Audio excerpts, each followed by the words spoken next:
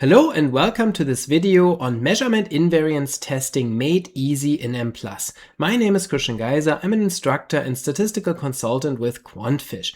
In this video, I want to show you a number of options that can be used to automate measurement invariance testing in Mplus, and I'm going to show you this based on a multi-group confirmatory factor analysis.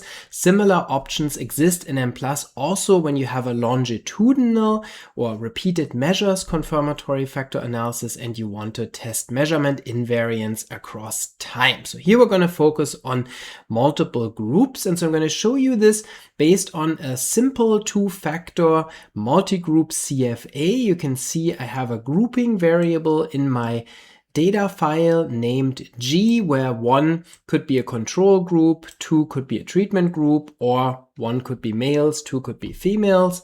So it's a two-group design. And in Mplus, I can use the analysis model equals configural metric and scalar command to request that Mplus automatically fit those three types of invariance models. So then I'm going to get the configural invariance model where only the factor structure is the same across groups, but no loadings or intercepts are constrained equal. The metric model where the loadings are constrained to be equal, and the scalar model where loadings and intercepts are constrained to be equal. And then in addition, there's a new additional command here, model in parentheses, that allows us, starting with Mplus version 9.1, to also save the syntax for those types of models. And that's useful because sometimes you may have to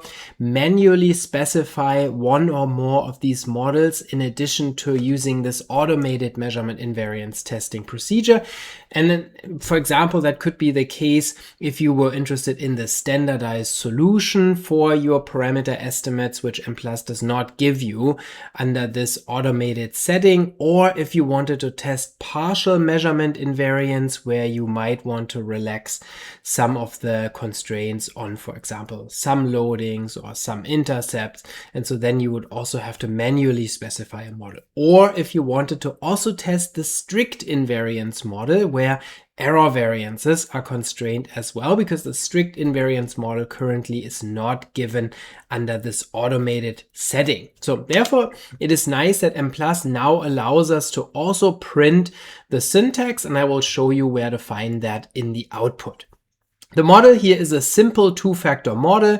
The first factor is measured by y1 and y2. The second factor is measured by y3 and y4.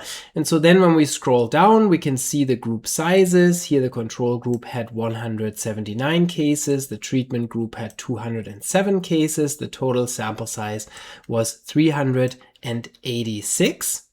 When we scroll down further, we can see sample statistics for both groups, the means for the control group first, then the covariance matrix and the correlation matrix, and then subsequently the sample statistics for the second group, the treatment group. And then further down, we get univariate descriptive statistics for both groups, and subsequently model fit information, which is nicely summarized here for the invariance tests. You can see the configural model was tested first.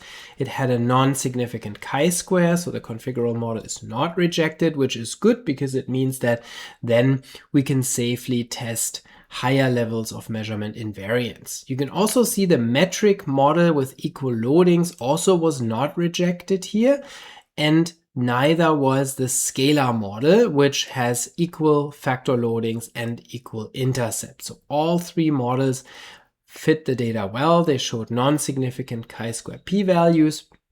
And then we can also do direct comparison tests using chi-square difference values, which is also automated under this option in Mplus. You can see metric was tested against configural and yielded a non-significant chi-square, indicating that a model with equal loadings does not fit the data worse than a model with free loadings.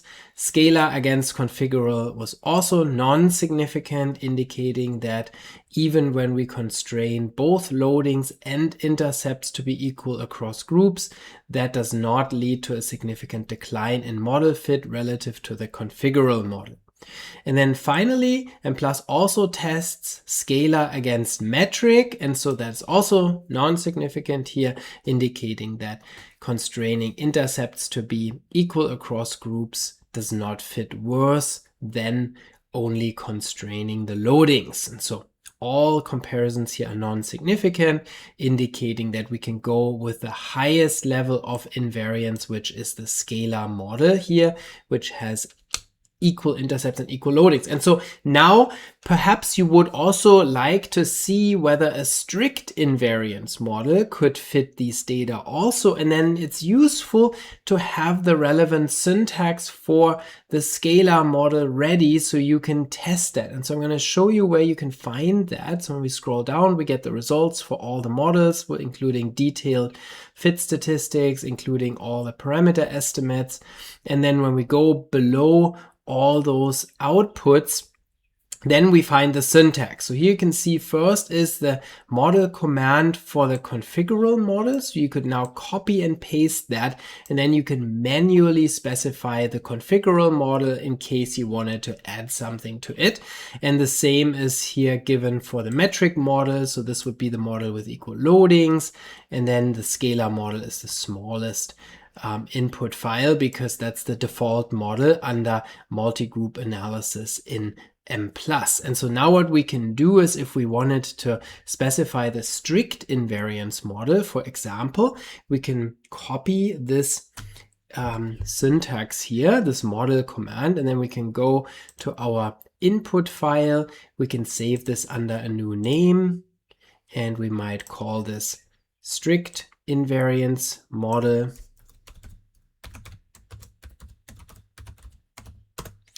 And so now I'm going to change the title here. I'm going to call this strict invariance. And then what we're going to do is we're going to get rid of this analysis command here that says model configural metric scalar, because we now don't want to test all these models, but we want to test only the specific strict invariance model. So I'm going to just get rid of this analysis command. And then here you can see this is basically already the syntax for the strong or scalar invariance model. So when I copy and paste that, you can see it's the same. And so now I can add the relevant commands for the strict invariance model, which is constraining the error variances. So this is done by listing each error variance and then a label in parentheses behind that error variance, and then that constrains them to be equal across groups. So I'm going to just use E1, E2, and E3 as labels for my 4 error variances. And then now we have a model of strict invariance where those will be constrained equal across the groups as well. And so one other thing that we can now also do is we can now ask for the standardized solution. stdyx gives you the completely standardized solution. And then this is also something that you wouldn't get under the other option. So let's run this strict invariance model to make sure that that's what we want, and to check that it fits the data also. So let's go down, let's take a look at the chi-square first. And so you can see the chi-square here is still non-significant.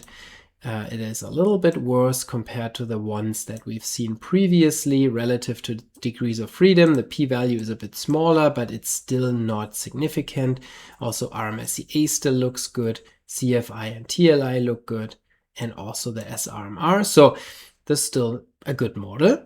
And so now we can check to see that the error variances were properly constrained equal. You can see here the error variances in the first group, 3.154, for example, is the error variance for the first variable. And so when you compare that to the second group, you can see we have the same error variance here, and the same is true for the other ones those are all the same across groups here. So this is a strict invariance model. And now in addition to those constrained error variances, we also now can get a standardized solution here. As you can see, now you have the standardized loadings, you have the correlation between the factors. So those are things that we would typically also be interested in, whether it be the strict invariance model or the scalar model or some other model.